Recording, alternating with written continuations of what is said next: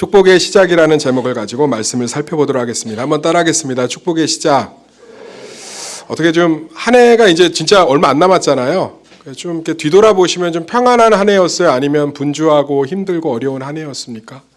저는 좀 이제 일기를 좀 쭉 뒤돌아보니까 나름대로 참 힘들고 분주하고 어려운 한 해였어요. 그런데 일기를 쭉 이렇게 뒤돌아보니까 부끄러운 면이 있어요. 그게 뭐냐면 너무 내가 좀 오버했다는 느낌이 많이 들어요. 그러니까는 하나님께서 참 많이 도와주시고 해결하시고 함께 하시는데 내가 그것을 믿지 못하고 또 그것을 함께 하지 못해서 내 스스로의 감정 또 제 스스로의 판단 또 제 스스로의 고집에 빠져서 너무 제 스스로 저를 달달 볶지 않았나 그런 좀 아쉬움이 많이 남습니다. 그러니까 저는 오늘 무슨 얘기를 하고 싶으냐면 요셉의 가정에 굉장히 큰 일이 벌어지거든요. 그런데 우리 가정에 이 일이 벌어졌으면 굉장히 힘든 일인데 짧으면 하루, 길면 한 3, 4일 내에 이 엄청난 문제가 아주 평안하게 해결되면서 아기 예수님이 이 가정을 통해 오십니다.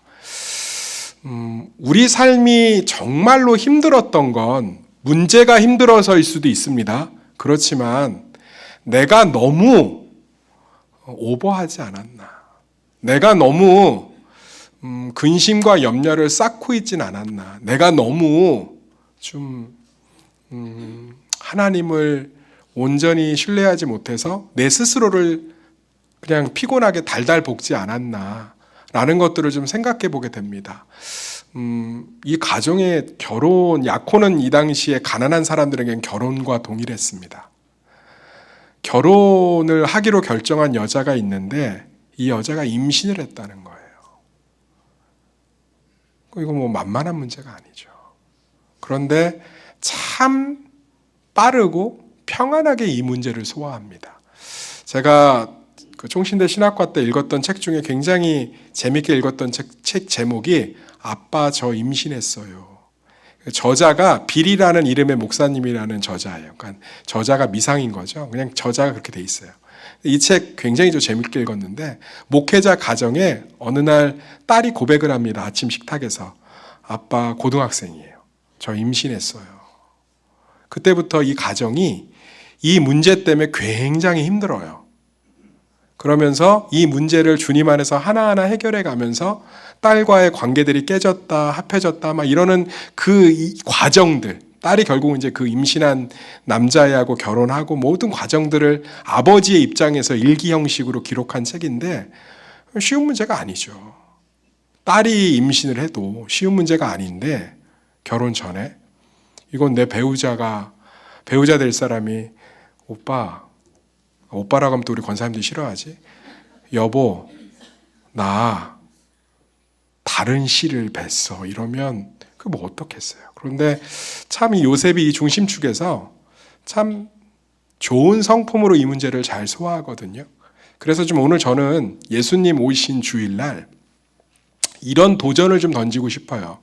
어쩌면 우리는 2025년 한 해 문제가 커서 힘들었던 게 아니라 우리가 문제를 스스로 너무 크게 바라본 것은 아닌지. 어쩌면 우리가 정말로 힘들어서 힘들었던 것이 아니라 분주해서 분주했던 것이 아니라 우리의 감정과 성숙하지 못한 성품이 우리를 스스로 진이 다 빠지게 만든 것은 아닌지. 우리 스스로 진이 다 빠지게 만든 것은 아닌지. 그래서 좀 오늘 이 요셉이 벌어진 이 사건들 안에서 보이는 성품을 통해서 좀 2026년에는 우리가 좀 성숙한 성품으로 말미암아 하나님의 일하심이 조금 더 부드럽게 드러나고 하나님의 일하심이 드러날 때까지 우리가 조금은 더 스스로를 볶아대지 않는 그러한 평강을 누리시기를 예수의 이름으로 축원합니다. 한번 지금 요셉의 가정 안으로 요셉 안으로 한번 들어가 보겠습니다. 우리 한번 그 18절에서 19절 읽어볼까요? 18절에서 19절 시작.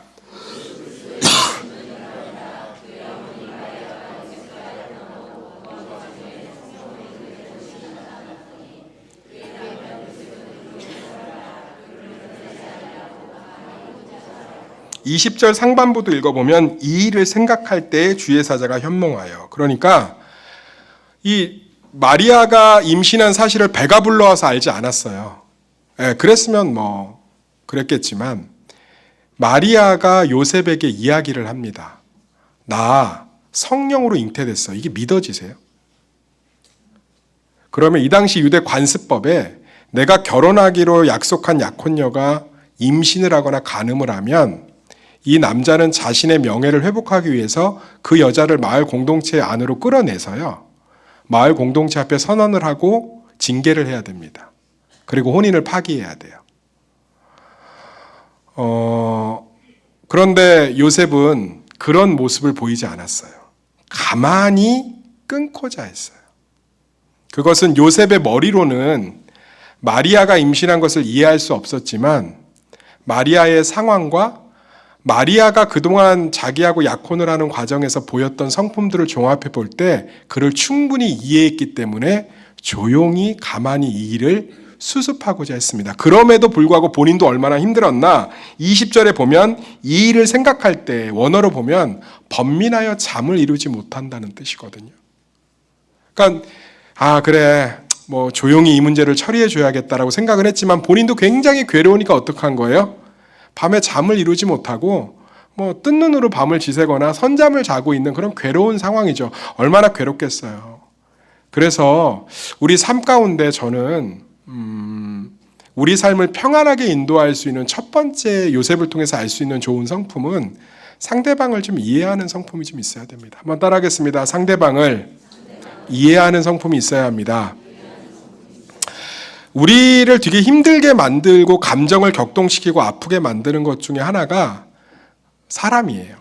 사람이 이번 한 해 동안 우리의 마음들을 참 힘들게 했습니다. 그것이 남편일 수도 있고요. 그것이 아내일 수도 있습니다. 그것이 자녀일 수도 있고요. 그것이 교회 지체일 수도 있고요.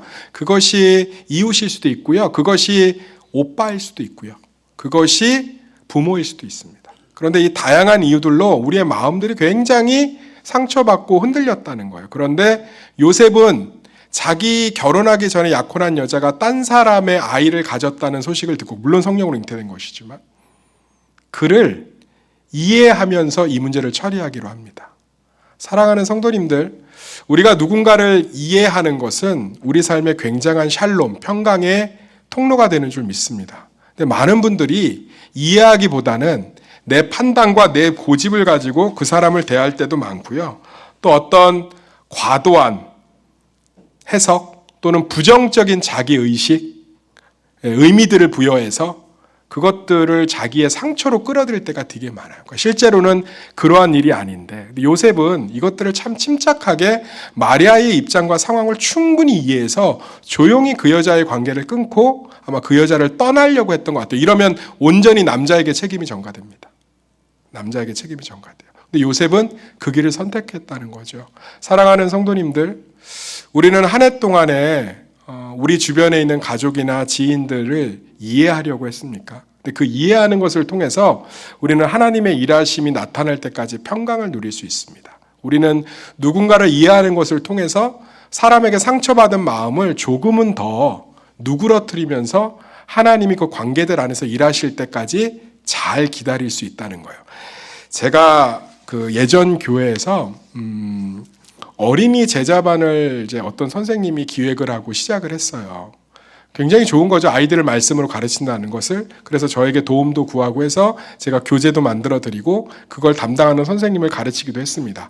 그런데 어린이 성가대를 지휘하는 선생님이 그걸 단호하게 반대하는 거예요. 자기는 어린이 제자반을 허용할 수 없대요. 이해가 안 되죠. 그래서 왜 그러냐고 교사회의 때 물었더니 그분의 말이 좀 많은 듣고 교사들이 탄식을 쏟아냈어요. 분명히 우리 성가대 친구들이 어린이 제자반을 대부분 등록할 텐데 그러면 어린이 제자반 선생님에게 마음을 뺏기면 나는 성가대를 이끌 수 없다는 거예요. 탄식이 안 나오네요. 비슷한 성품을 갖고 계신가 봐요. 다들 선생님이 탄식하더라고요. 저도 되게 황당했어요. 그러면 아마 굉장히 뭐라 할 수 있겠죠. 아니, 애들을 말씀으로 가르치는 게 우선이지. 그런데 그 순간에 성령이 제게 지혜를 주더라고요. 저 선생님의 마음을 좀 이해해 보려고 했어요. 선생님이 성가대를 20년 가까이 했거든요. 근데 참 힘드셨나 보다. 참 지치셨나 보다. 그래서 어떻게 이제 제가 교육자니까 제자반은 제자반대로 잘할 수 있도록 하고 이제 그 부분들을 정리해드리고 나서 그때부터 성가대를 담당하는 지휘자 선생님을 참 많이 격려해드렸습니다. 작은 것도 칭찬해드리고요. 성가대가 끝나고 나면 너무 잘했다고 칭찬도 해드리고, 그리고 선생님들한테도 우리 성가대를 위해서 항상 기도해달라고 얘기하고, 어린이 성가대. 그랬더니 한 해가 마무리될 때 그 선생님이 그러시더라고요. 목사님, 제가 성가대를 20년 하면서 가장 따뜻하고 행복했던 1년이었던 것 같아요.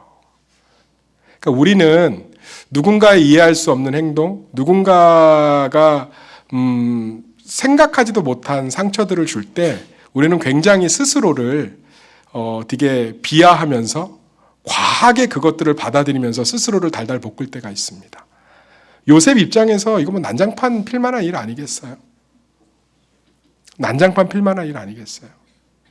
예, 그런데 요셉 입장에서 마리아를 이해하려고 하고 있잖아요. 그것이 이 엄청난 핵폭탄 같은 선언을 가만히 하나님의 역사가 그대로 진행되는데 부드러운 윤활유가 되고 있습니다. 사랑하는 성도님들, 생각보다 우리 교회나 가정에 나쁜 사람 없어요. 그 사람들의 마음을 이해해 보세요.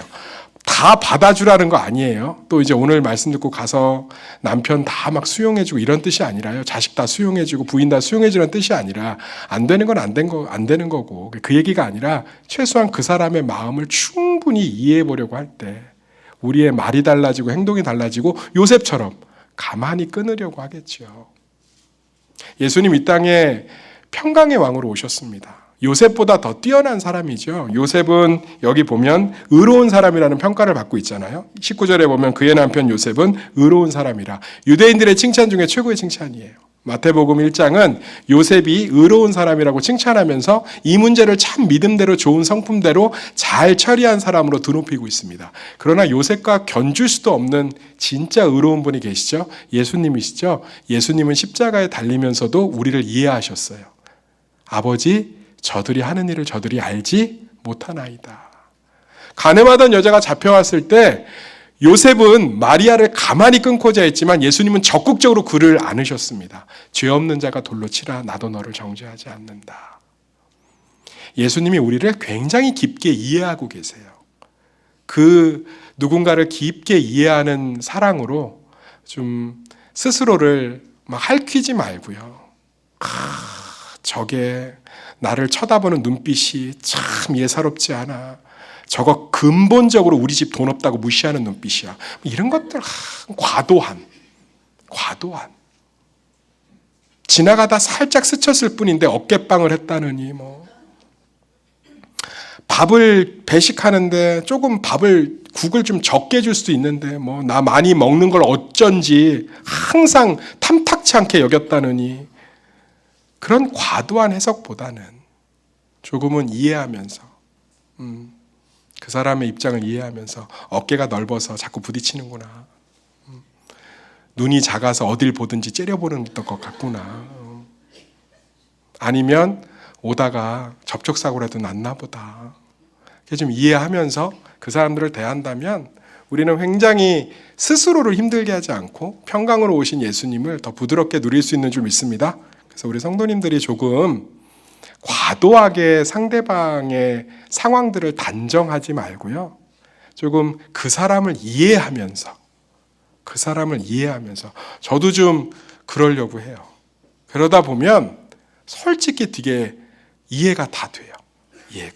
그러면 제 스스로가 조금은 용납이 되고 수용이 되는 경우들을 볼 수 있습니다. 그래서 우리 좀 서로를 좀 이해하는 눈빛으로 바라보시길 간절히 소망합니다. 두 번째로 참 스스로를 달달 볶지 않는 평강을 누릴 수 있는 좋은 성품이 두 번째로요. 말씀에 은혜 받는 것을 좋아하는 성품이에요. 한번 따라하겠습니다. 말씀에 은혜 받는 성품. 우리 20절에서 23절까지 한번 읽어볼까요? 4절 시작. 이 일을 생각할 때에 무서워하지 말라. 그에게 잉태된 자는 성령으로 잉태된 것이라. 아들을 낳으리니 이름을 예수라 하라. 이는 그가 자기 백성을 그들의 죄에서 구원할 자이심이라 하니라. 이 모든 일이 된 것은 주께서 선지자로 하신 말씀을 이루려 하심이니 이르시되 보라 처녀가 잉태하여 아들을 낳을 것이요 그의 이름을 임마누엘이라 하셨으니 이를 번역한즉 하나님이 우리와 함께 계시다 함이라. 요셉이 이제 잠을 못 이루고 또는 이렇게 근심 가운데 막 속상해서 상처받아서 막 이렇게 있는데 주의 사자가 현몽해서 요셉에게 이야기를 합니다. 네 아내 데려오기를 무서워하지 말라. 그리고 이것은 이사야의 말씀이 그대로 이루어진 것이다고 그냥 말씀을 그대로 주세요. 아들을 낳으리니 이름을 예수라 하라. 이는 그가 자기 백성을 그들의 죄에서 구원하실 자이심이라. 보라 처녀가 잉태하여 아들을 낳을 것이요 그 이름을 임마누엘이라 하리라 하셨으니 이를 번역한즉 하나님이 우리가 함께 계시다 하는도다. 그냥 요셉이 이 말을 듣고 이 아내 데려오는 것을 당연하게 여깁니다.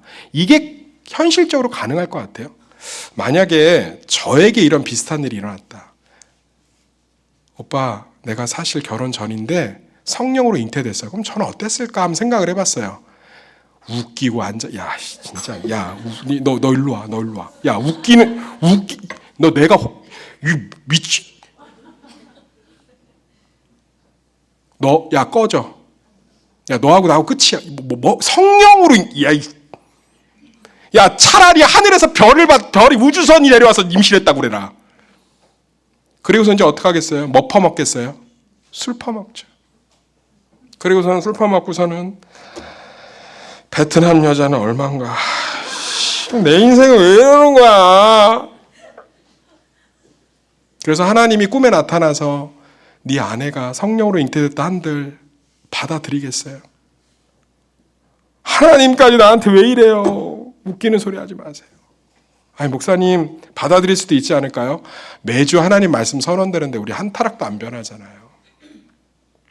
요셉은 하나님의 말씀에 은혜를 받은 경험이 많은 사람인 것 같아요.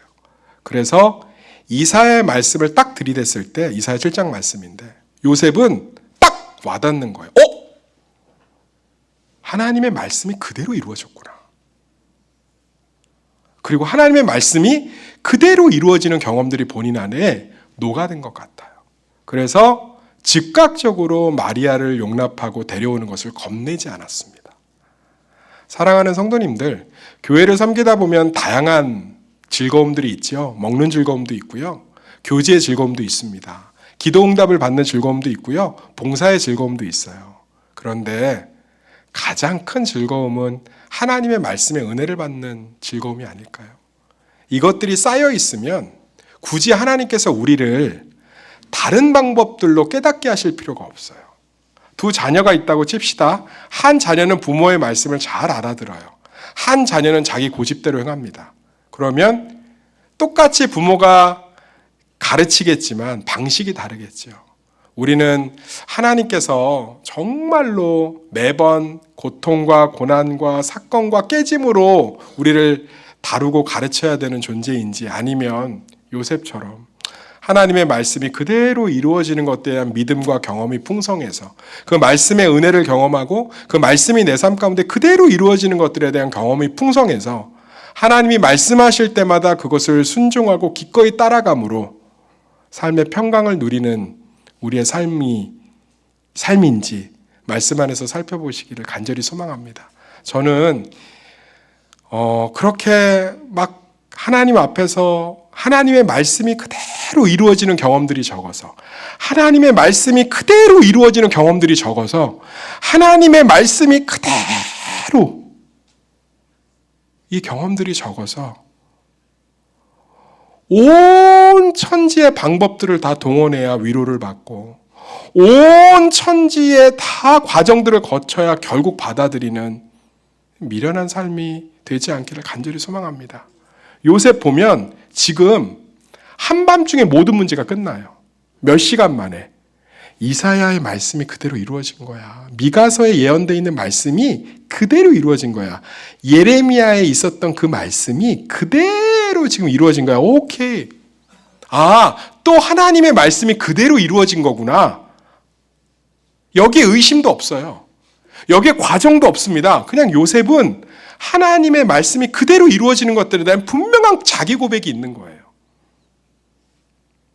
사랑하는 성도님들, 하나님의 말씀이 그대로 이루어지며 하나님의 살아계심이 그대로 경험되어지는 삶이 우리의 삶인 줄 믿습니다. 그것들을 사모하셨으면 좋겠어요. 내가 말씀의 은혜를 받으면 그 말씀이 나에게 영향력이 되고요. 그 말씀이 사실대로 일어나는 것들을 경험하면 그 말씀을 따라 사는 것들이 내 안에 열망이 돼요. 목자의 음성을 날마다 쫓아오는 양에게 더 이상 목자가 지팡이로 엉덩이를 칠 필요가 뭐가 있으며 지팡이의 굴곡진 부분으로 양의 뿔을 걸어서 당길 필요가 뭐가 있겠습니까?